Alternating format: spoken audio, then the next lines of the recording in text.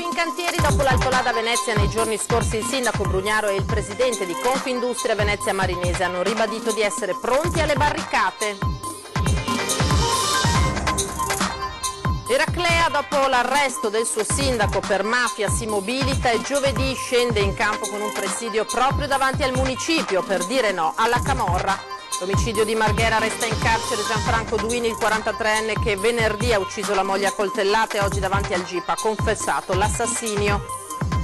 Nel 2015 aveva minacciato di morte l'allora assessore di Spinea per avere dei contributi benché non ne avesse alcun titolo, arrestato dai carabinieri un 47enne.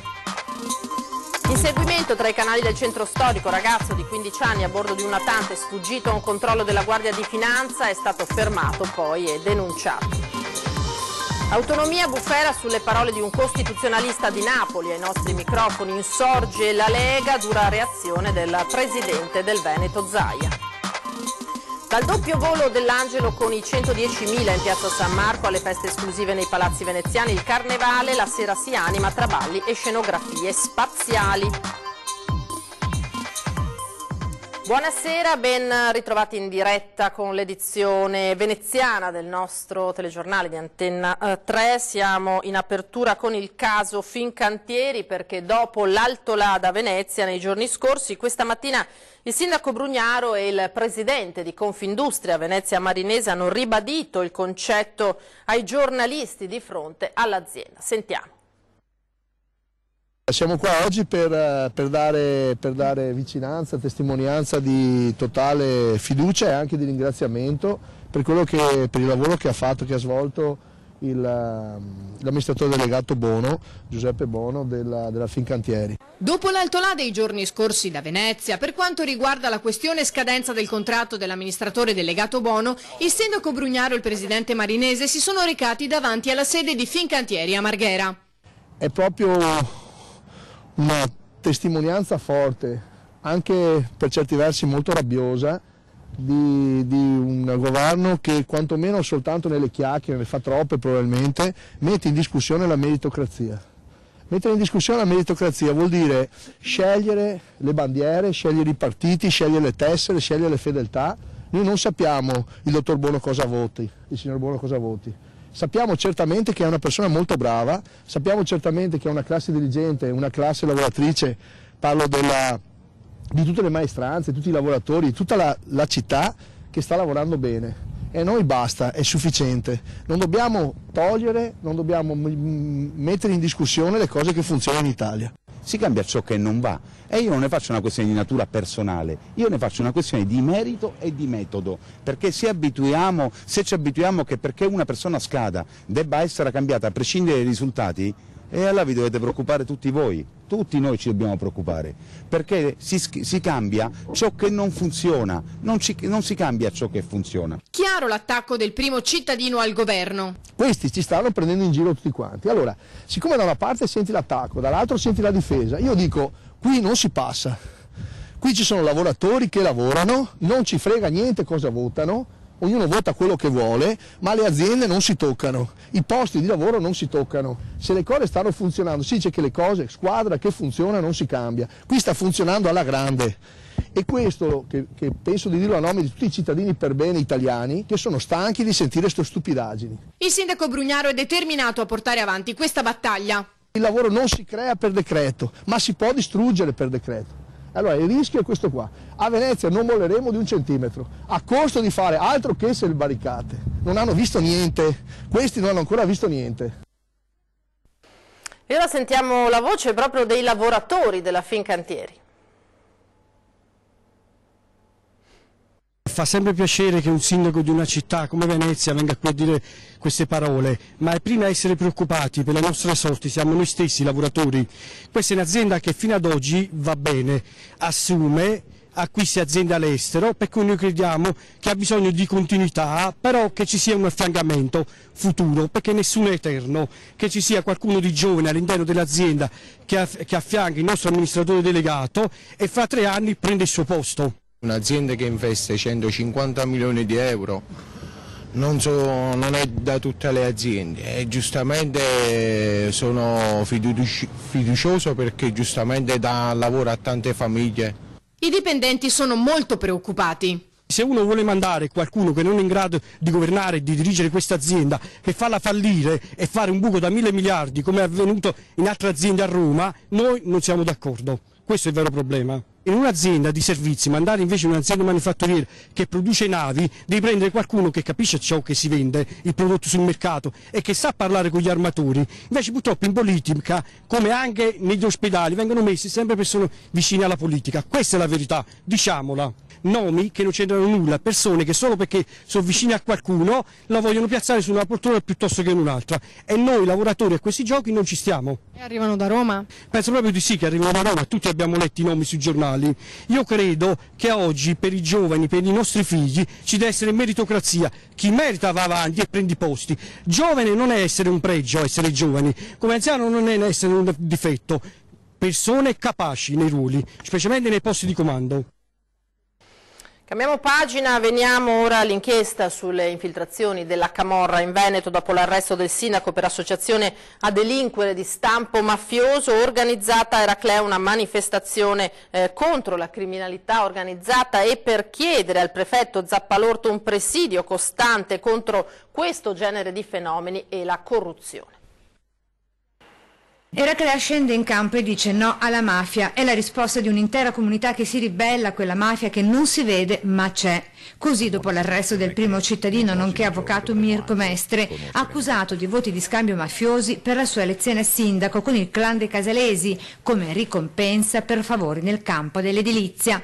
Sindaco Mestre, ora gli arresti nel carcere di massima sicurezza di Tolmezzo. Faremo un presidio in piazza Municipio a Eraclea alle ore 17 con la distribuzione del materiale e anche degli interventi, insomma, quindi non prevediamo un vero e proprio corteo, ma un presidio della piazza. La manifestazione giovedì prossimo, 28 febbraio, preludio di una richiesta ben chiara al prefetto, avere nel territorio un patto e un presidio permanente sul tema della legalità. Per prevenire questi fenomeni malavitosi. E ad una settimana dall'arresto del sindaco Mestre con la giunta che resta dov'è, non si sa ancora cosa accadrà del comune di Eraclea e se verrà commissariato o meno. Sono le forze che costituiscono il consiglio comunale a Eraclea che devono decidere su questo argomento. Certo che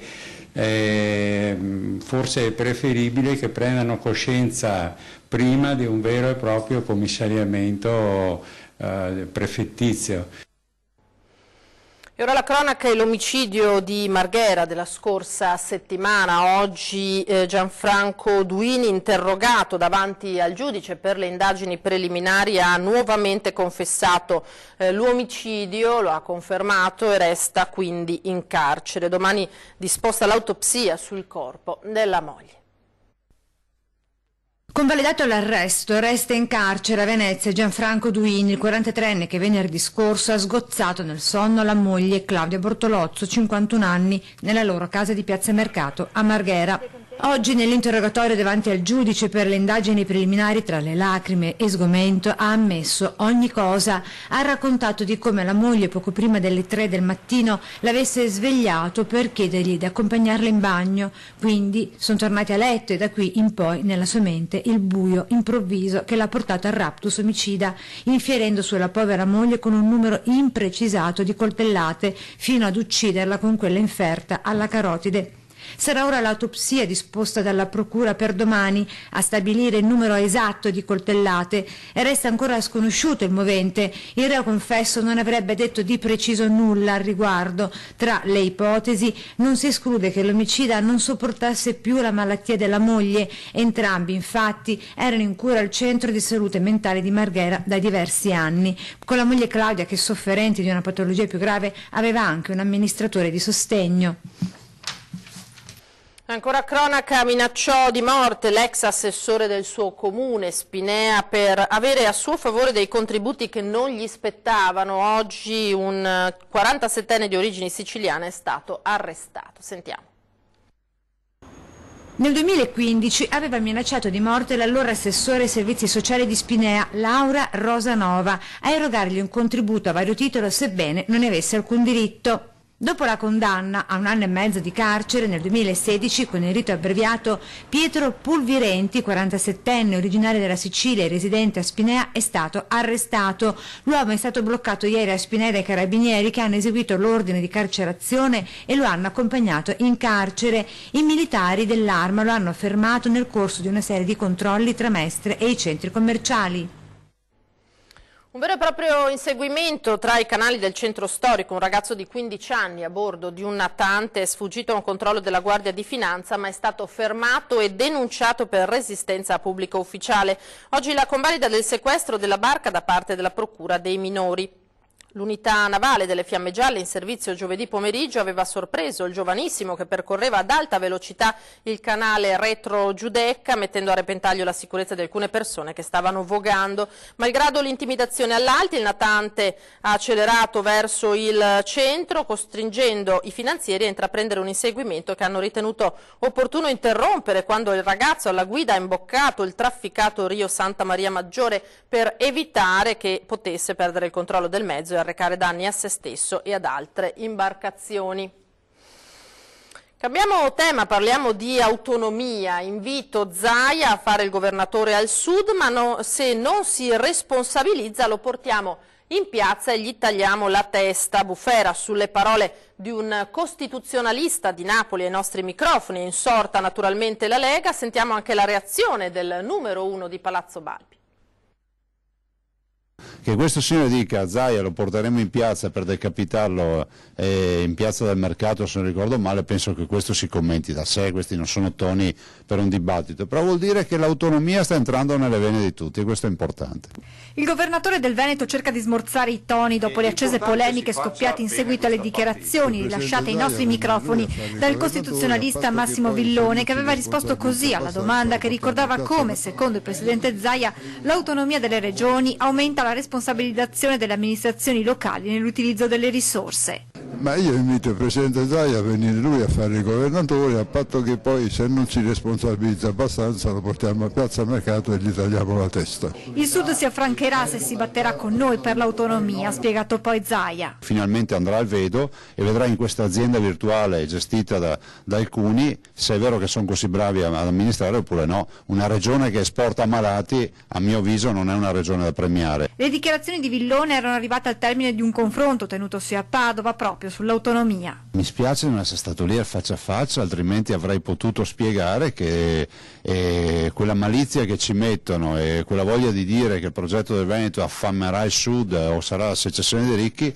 rappresenta una marea di boiate che questi signori dicono perché non hanno altri argomenti. Dichiarazioni quelle del costituzionalista che hanno immediatamente fatto il giro della rete, scatenando molte reazioni indignate. Sono inorridita, è un'allusione precisa ad una piazza che è stata teatro di esecuzioni capitali, tra cui quella famosissima di Masaniello, il rivoluzionario napoletano che aveva cercato di ribellarsi all'oppressione del governo di allora, scrive una donna su Facebook. Durissimo anche il consigliere regionale Alberto Semenzato, che si è rivolto direttamente al docente. Le sue parole intimidatorie in odor di minaccia ci scivolano come delle gocce d'acqua. Le rammento che anche qui a Venezia abbiamo una piazza dove svettano 2 colonne, quella di Todaro e di Marco. Dibattito dunque sempre più acceso intorno all'autonomia, il cui iter va comunque avanti nonostante il rischio di un ulteriore allungamento dei tempi, dopo le parole del premier Conte che aveva parlato di mesi e quelle del vice Salvini che aveva detto entro l'anno si farà. Io sono qui per difendere l'autonomia e la porteremo avanti. È una grande riforma e non mi aspettavo sinceramente che si liquidasse in 2 o 3 mesi, però è pur vero che io vengo già da un Vietnam che è quello del referendum che non mi volevano far fare. Vi posso garantire che ogni centimetro, ogni millimetro che guadagniamo in avanti non lo cediamo il giorno dopo per indietreggiare. Intanto mercoledì 27 in Commissione parlamentare per le questioni regionali ci sarà l'audizione del Ministro per gli affari regionali e le autonomie, Erika Stefani. Non è d'accordo con quello che ha detto. Ci fermiamo per qualche istante, rimanete naturalmente con noi.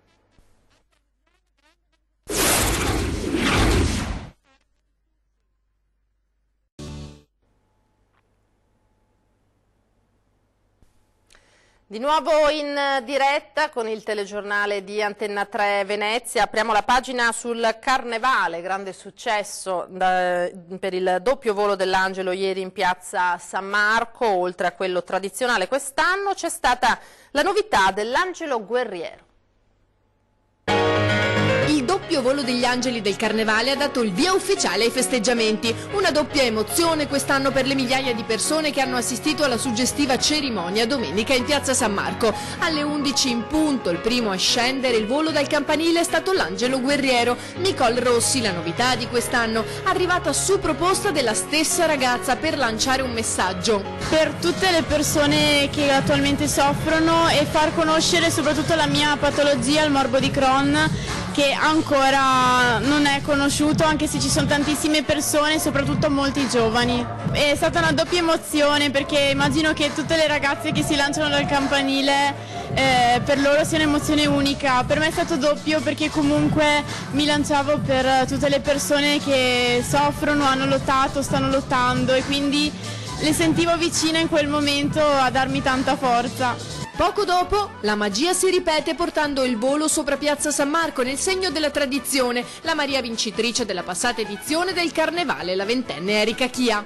Oggi è stata un'emozione fortissima, immaginavo di provare forti cose, ma devo dire non così forti, è stato veramente meraviglioso, ancora tuttora ho il cuore che mi batte a 1000 nonostante siano passate diverse ore. Solo immaginare il pensiero sarà un ricordo bellissimo, straordinario. Ad accogliere i due angeli sul palco ispirato all'atmosfera lunare il Doge, le 12 Marie, il direttore artistico del Carnevale e numerose autorità. Come ogni anno l'evento è stato preceduto dal corteo del Doge con oltre 250 figuranti in abiti storici. E dopo i due voli di ieri in piazza San Marco, vediamo il Carnevale veneziano da un'altra prospettiva, quella delle magnifiche feste a Palazzo.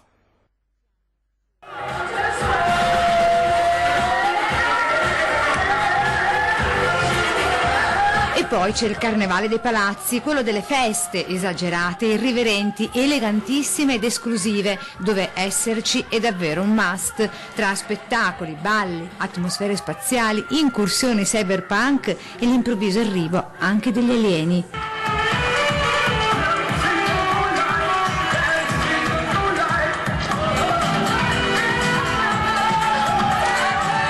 Gran gala di Carnevale qui a Cavendramin Calergi, all'insegna naturalmente del tema di quest'anno, la luna, e tra i protagonisti e tra le protagoniste non potevano mancare loro, le Marie.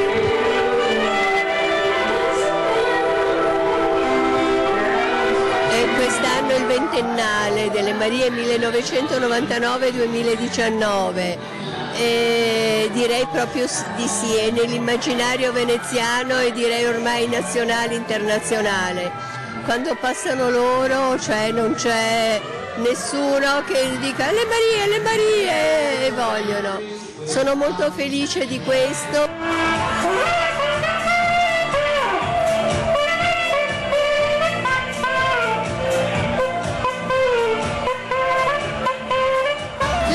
I balli e i festeggiamenti di questo fantastico carnevale lunare continueranno anche nei prossimi giorni in centro storico e negli splendidi scenari dei palazzi veneziani.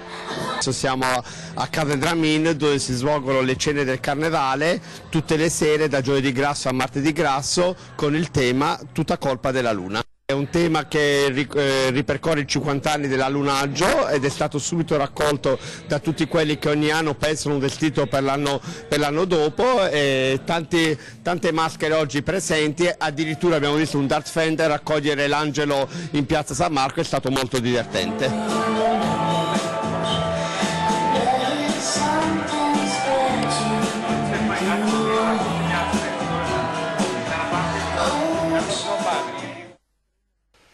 Questa sera alle 21:15 su Antena 3 torna Ring, cominceremo con un'intervista a Monica Andolfatto, giornalista nel mirino della camorra in Veneto, i tentacoli della piovra nel nostro territorio, poi temi d'attualità, dall'autonomia ai risultati della Sardegna che spingono a nuovi ragionamenti nella maggioranza di governo. E dunque in studio con Ferdinando Avarino, Monica Andolfatto, giornalista del Gazzettino, ma anche Fabio Bui, presidente della provincia di Padova, Padova, Federico D'Inca, deputato del Movimento 5 Stelle, il senatore di Forza Italia Marco Marin e il consigliere della Lega Marcello Bano. Questo per quanto riguarda Ring. A 20:10 invece, subito dopo i nostri telegiornali, l'autonomia della sanità. Questo il tema, ne parleremo con Francesco Benazzi, direttore generale dell'ULSS 2 Marca Trevigiana, e Cinzia Bonan, segretaria della CISL Treviso Belluno.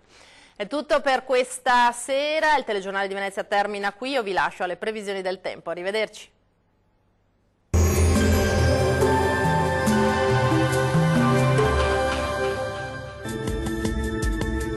Ben ritrovati al meteo. Alta pressione sempre più forte e dunque sarà bel tempo. Vediamo il dettaglio. Sul Veneto, come detto, l'anticiclone garantirà una splendida giornata asciutta e stabile ovunque. Sarà soleggiato su tutte le province e il cielo si presenterà sereno o al massimo con qualche velatura sparsa.